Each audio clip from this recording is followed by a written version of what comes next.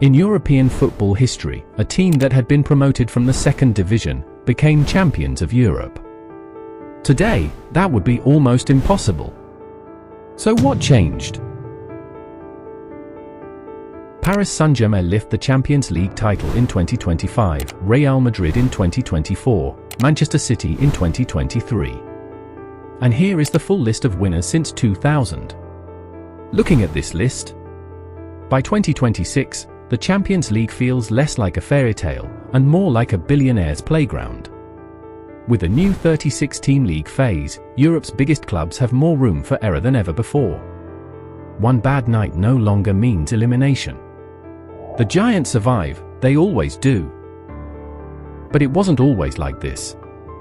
There was a time when this competition, then called the European Cup, was a dangerous place for the elite. A time when a club from a small English city or a military team from Eastern Europe could reach the final and humble football's biggest names. Today, we're revisiting the greatest underdog miracles in Champions League history and asking a difficult question. In an era of state-backed clubs and €100 million substitutes, is the Cinderella story finally dead?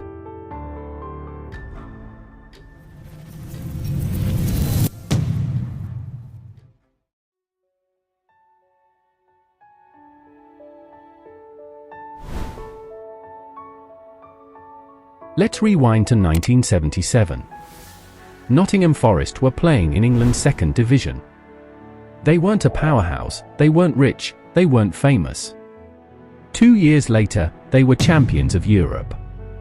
And not just once, Forest won the European Cup in 1979, and then defended it in 1980.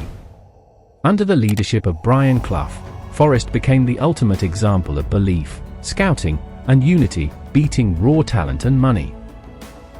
They remain the only club in football history to have won the European Cup more times than their own domestic league title, 2 European Cups, just 1 English league. It's a story that feels almost impossible to imagine today.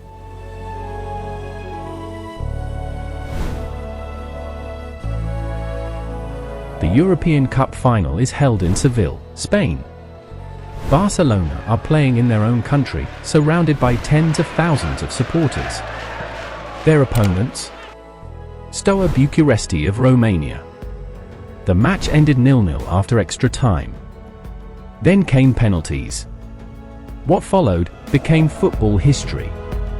Steaua's goalkeeper, Helmuth Duckadam, saved all 4 penalties taken by Barcelona, 4 in a row. It remains one of the most extraordinary goalkeeping performances the game has ever seen. Even more remarkable, Steaua's squad contained no foreign players. Every single player was Romanian. In the modern Champions League, a fully domestic squad winning the trophy is not forbidden, but it has become almost unthinkable.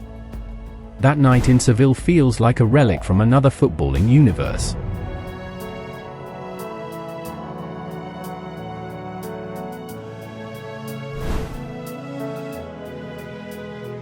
As football entered the 2000s, the wealth gap began to grow.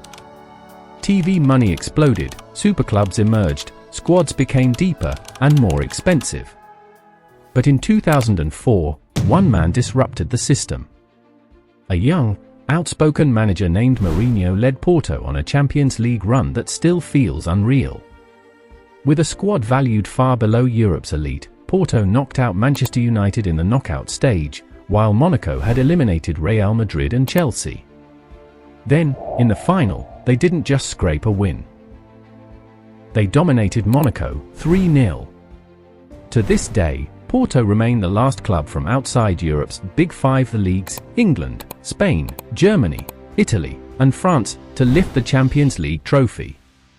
It felt like the final chapter of an era.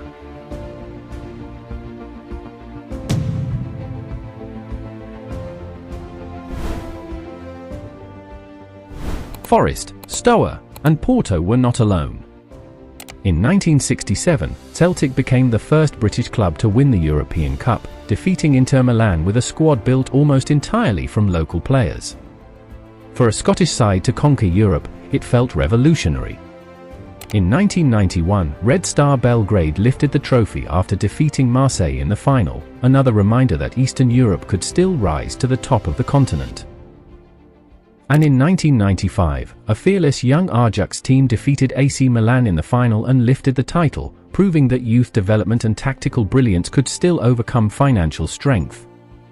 But since Porto's triumph in 2004, no true underdog has managed to win it all.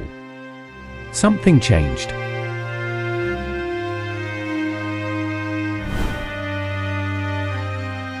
So why does this feel impossible today?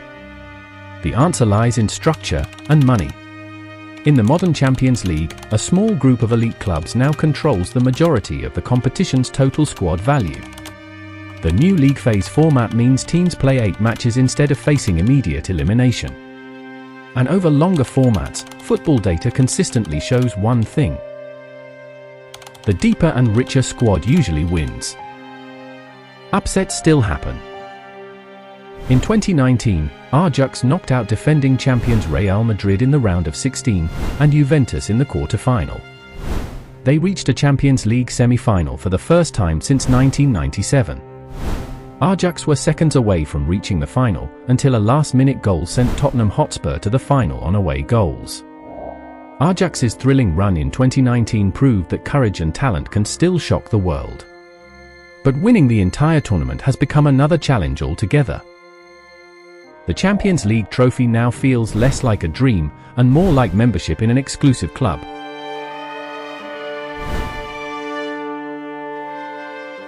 We love the Champions League for the anthem, the floodlights, and the world-class quality. But we fell in love with it because it once made us believe that anyone, on the right night, could be king. So the next time an underdog steps onto that stage, watch closely. They're not just chasing victories, they're fighting to prove that football is still a game of people, courage, and belief, not just budgets and spreadsheets. Which underdog story is your favorite? Do you think we'll ever see another Nottingham Forest? Let me know in the comments, I'll be replying to the best theories.